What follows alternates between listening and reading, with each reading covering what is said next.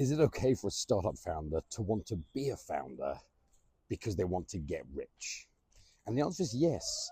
As a startup founder, it is completely reasonable, completely rational that your motivation is to get rich.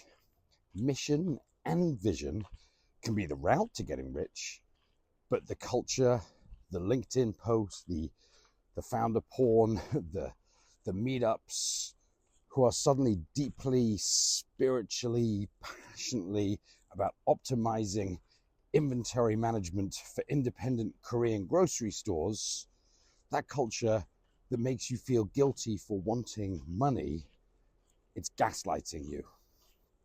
I'm James, a founder coach, helping seed to Series A startups accelerate. I write a weekly newsletter called StartUp To ScaleUp that helps founders think about thinking, and I'm the author of Starting a Startup. Tim Draper, clearly a legendary, incredible investor, posted something that said one of the biggest red flags is when a founder talks about how they're going to make money. He said a great entrepreneur is a missionary, not a mercenary. And from his seat, he's right. He's looking for a signal of inevitability. He wants to know you won't quit when it gets brutal. And that's fair because startups are brutal. And I agree with all of that. But the paradox is that he's telling you not to care about the money, whilst his one job, his one legal job, his only job, his sole responsibility is literally to care about the money. The entire structure, theirs and yours, is designed around financial outcomes. Every term sheet, every cap table, every liquidation preference, it's all money. And yet you walk into that room and you're supposed to perform this missionary service while living the reality of a mercenary. And it's not just VCs, it's the whole culture. There's the other founders at the events that are performing passion so hard that you feel it like something's wrong with you for wanting a fucking payday. It's the shitty internet posts that says real founders don't care about money. Well, everyone in that room is literally there to make money. The irony, sure, bit deafening, I get it. You have to give them the mission narrative. No question. They need it. But do not confuse what you show them with what actually drives you. And that's narrative versus motivation. And they are not the same thing, and they're allowed to be different. A founder who wants to get rich from their company is maximally aligned with outcomes. Maximally. It's not misalignment. That's the definition of skin in the game. Everyone is thinking the same thing. Maybe nobody says it out loud. I want to be rich. Not comfortable, not doing okay. I want to be rich. And every time you mention this exit or IPO or what you do with the millions, someone shames you, right? Another founder, another advisor, another shitty LinkedIn post.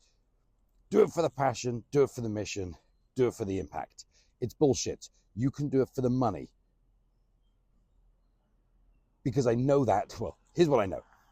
Commitment can come from passion for the problem, and that's important, again, but passion for the mission or passion for wealth, all three kind of keep you fighting. Don't let anyone tell you only one of them counts. Most founders started because they saw a broken thing and they saw the opportunity in fixing it. The problem and the money were never in conflict. And wanting financial freedom, that doesn't go away when it gets hard. If anything, that's the thing that actually gets you through the hard, right? Some days it's the mission, some days it's the money, some days it's just refusing to lose. All of those are valid. All of those keep you in the room.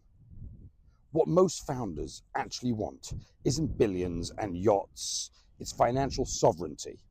And you kind of learn that after you make money. It's the ability to say no to anyone for any reason forever. That's it. Optionality. And yet, there's this shitty culture that glorifies the broke founder grinding in a co-working space as if poverty is like this prerequisite for purpose. Finally-ish, your significant other, the other person holding it together while you build, if that person exists for you, husband, wife, whatever it might be.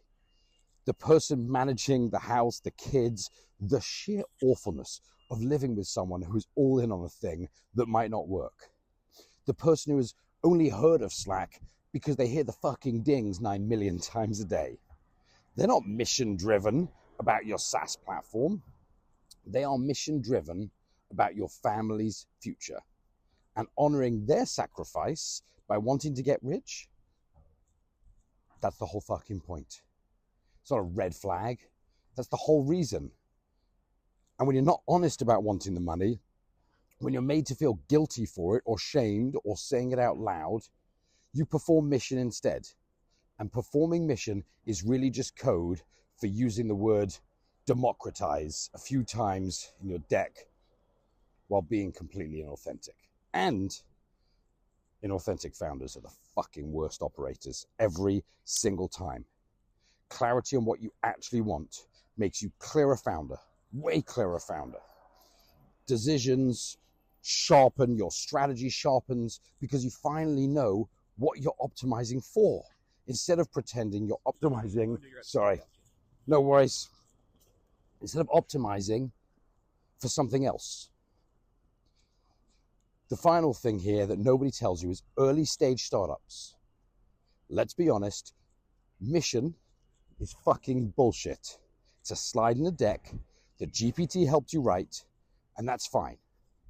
But as you grow, as you start to see the actual impact, as you start to see the customers who depend on you, the real lives that change because of the thing that you built, the mission becomes real.